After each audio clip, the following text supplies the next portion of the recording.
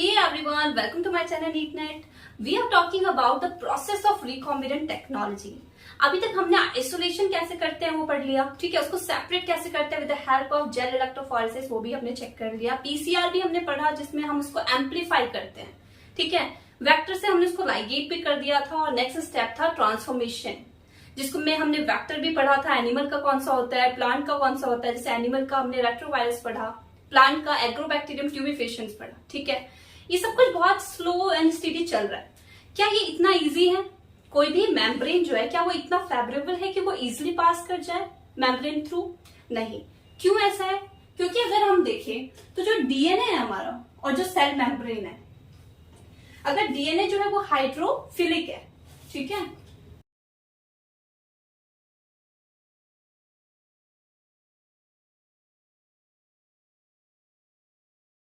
और वहीं पे अगर हम सेल मेम्ब्रेन देखते हैं तो वो क्या है, हमारा हाइड्रोफोबिक है।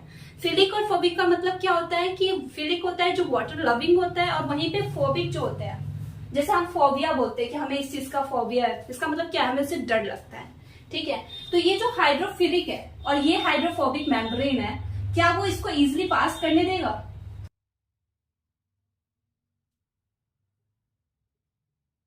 नहीं, ये इसको पास नहीं करने देगा। क्यों? क्योंकि ये क्या है, दोनों फेवरेबल नहीं है। अगर ये हाइड्रोफिलिक होता वो इजिली पास कर जाता, कोई प्रॉब्लम नहीं होती, ठीक है। तो हमें यहाँ पे क्या चाहिए, हमें यहाँ पे एक फोर्स चाहिए, ठीक है, जो इसको इजिली पास करवा दे। वो फोर्स क्या है? हम दो चीज यूज करते हैं, जैसे माइक्रो इंजेक्शन टेक्निक हम यूज करते हैं और बैलिस्टिक जिसको हम जीन गन बोलते हैं, ठीक है। ये मेथड किसके लिए यूज करते हैं? अगर माइक्रो इंजेक्शन की बात करें तो एनिमल के लिए, और बैलिस्टिक जीन गन जो है वो प्लांट के लिए, ठीक है। अच्छा, एक और चीज है इसके बिसाइड में अगर हम बात करें तो ये हमें जो यहाँ से पास करवाना है, इसमें हम किसका हेल्प लेंगे? कैटायंस का। कैटायंस क्या करता है, जैसे कैल्शियम टू, अगर हम कैल्शियम की बात करें, कैल्शियम पॉजिटिव की, तो ये क्या करता है, ये पोर्स बना देता है, ठीक है।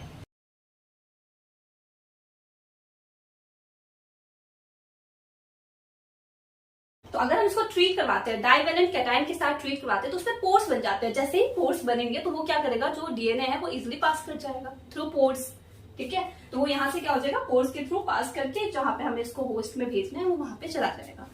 अगर हम माइक्रो इंजेक्शन की बात करें तो माइक्रो इंजेक्शन में हम क्या यूज करते हैं, हम नीडल्स का यूज करते हैं। जैसे ये नीडल आपको दिख रहा होगा, यहाँ पे इस नीडल में मैंने अपना जीन ऑफ इंटरेस्ट डाल दिया, ठीक है, और यहाँ पे न्यूक्लियस में हमने इसको डायरेक्टली इंजेक्ट कर दिया। तो इसमें हम क्या किया, आरडीएनए को हमने डायरेक्टली इंजेक्ट किया है।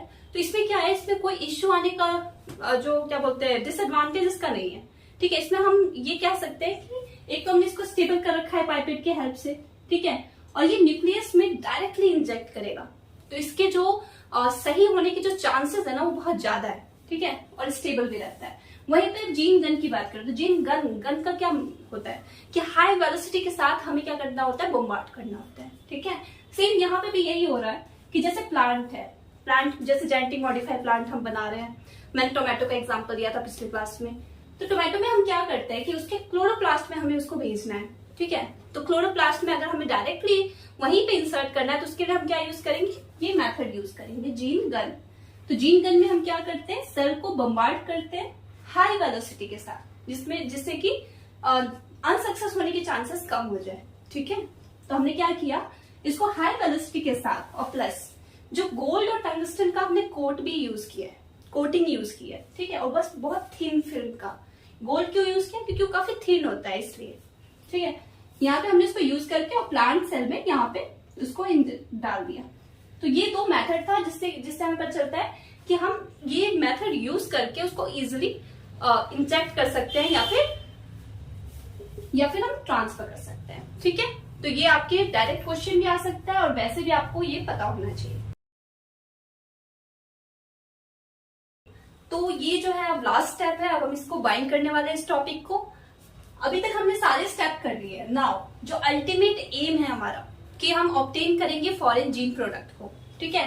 तो हमने क्या किया, यहाँ पे कल्चर किया। अगर हमें स्मॉल अमाउंट में चाहिए तब तो हम उसको लैब में भी ये वर्क कर सकते हैं, लेकिन डिमांड बहुत हाई है इसलिए हमें क्या करना है, इसको कल्चर करना है हाई लेवल पे, ठीक है। उसके लिए हम क्या यूज कर रहे हैं, बायोरिएक्टर।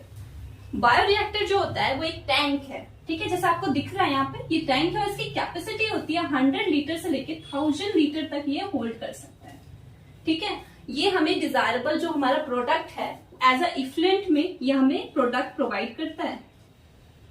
इसके लिए हमें कुछ कंडीशन देने होंगे, क्योंकि कोई काम अगर हमें किसी से करवाना होता है तो हम उसको थोड़ा सा फैसिलिटीज प्रोवाइड करते हैं सो दैट हमारा वर्क जो है वो जल्दी हो जाए।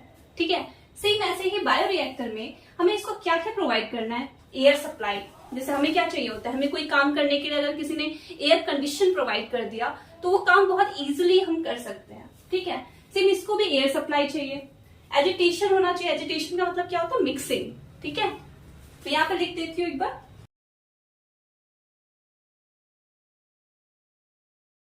एयर सप्लाई जो मैंने अभी आपको बोला उसको हम क्या बोलेंगे, प्रॉपर एरेशन चाहिए उसको। ठीक है, तो इसको एयर सप्लाई जो है प्रॉपर अमाउंट में मिलता रहे। नाउ एजिटेटर क्या करता है, मिक्स करता है, तो प्रॉपर मिक्सिंग होनी चाहिए। नाउ कंडीशन जो है स्टेराइल होना चाहिए। स्टेराइल का मतलब क्या है, माइक्रो ऑर्गेनिज्म नहीं होने चाहिए वहां पे, नहीं तो हमें क्या मिलेगा, मिक्स प्रोडक्ट मिल जाएगा, हमें पता ही नहीं चलेगा कि हमारा डिजायरेबल कौन सा था। ठीक है, ये तो हमें स्टार्टिंग से ही याद रखना पड़ेगा कि स्टेराइल कंडीशन होना चाहिए, free of micro organism. Okay, next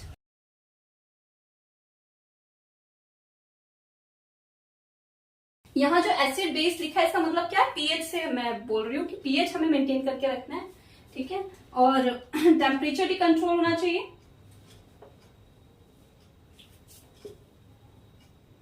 ये सारे इसके मेन कंडीशन है। अगर ये सारे फेवरेबल कंडीशन हम इसको प्रोवाइड करेंगे ना तो ये काम जो है बहुत जल्दी करेगा। ठीक है, हमारे एनसीईआरटी में 2 बायोरिएक्टर का नाम दे रखा है, एक तो है स्पार्स और एक सिंपल। ठीक है, सिंपल जो है कुछ नहीं, इसमें बस कर्व्ड इसका शेप होता है, बाकी सब कुछ सेम ही होता है। और वहीं पे अगर हम स्पार्स देखें तो स्पार्स में क्या होता है, एरिया ज्यादा है, उसका एरिया ज्यादा मिलता है, तो उसकी वजह से क्या होगा कि वो उसका सरफेस एरिया ज्यादा होगा तो वो मिक्सिंग अच्छे से हो पाएगा। ठीक है, मिक्सिंग में उसको क्या होगा, हेल्प मिलेगी। तो बस इसको, और प्लस ये हमारे क्या करता है, ऑक्सीजन का जो ट्रांसफर है ना उसको भी इंक्रीज करता है। ये 2 इसके प्रॉपर्टीज थे। तो ये तो हो गया हमारा मेन जो कल्चर करते हैं हम इसको बायोरिएक्टर में। ये अगर हम इसकी बात करें तो हमारे पास 2 होता है, एक बैच होता है और एक कॉन्टिन्यूअस होता है। इसके बारे में मैं एक शॉर्ट में बता देती हूँ आपको, ये डिटेल में है नहीं लेकिन आपको पता होना चाहिए।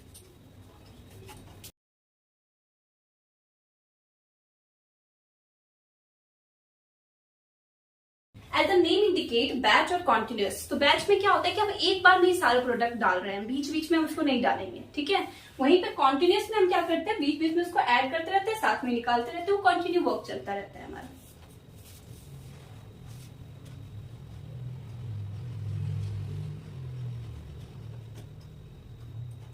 इसको मैं डायरेक्ट लिख रही हूँ कि इन बिटवीन।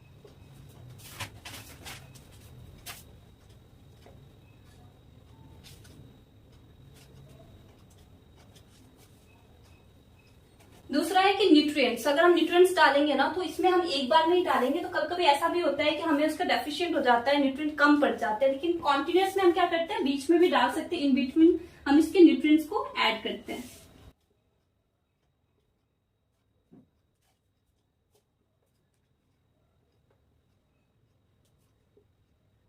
और वहीं पे जो कॉन्टिन्यूअस का जो ग्राफ है ना वो एक्सपोनेंशियल फेज में दिखता है हमें अच्छे से।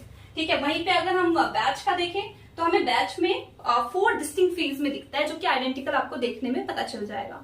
तो ये था हमारा बायोटेक्नोलॉजी प्रिंसिपल एंड प्रोसेस। आज ये चैप्टर खत्म होता है, इससे पहले कि सारे लेक्चर आप देखना। आई होप आपको बहुत क्लियरली समझ में आएगा पूरा बायोटेक्नोलॉजी एंड प्रिंसिपल प्रोसेस। और ये टेक्निक्स भी मैंने बहुत अच्छे से पढ़ाए हैं, जो एनसीईआरटी में बहुत शॉर्ट में गिवन है, मैंने उसको अच्छे से क्लैरिफाई करके बताया। आई होप आपको ये लेक्चर अच्छा लगेगा, और इसके कमेंट्स करके बताना कि आपको कैसा लगा। Thank you so much.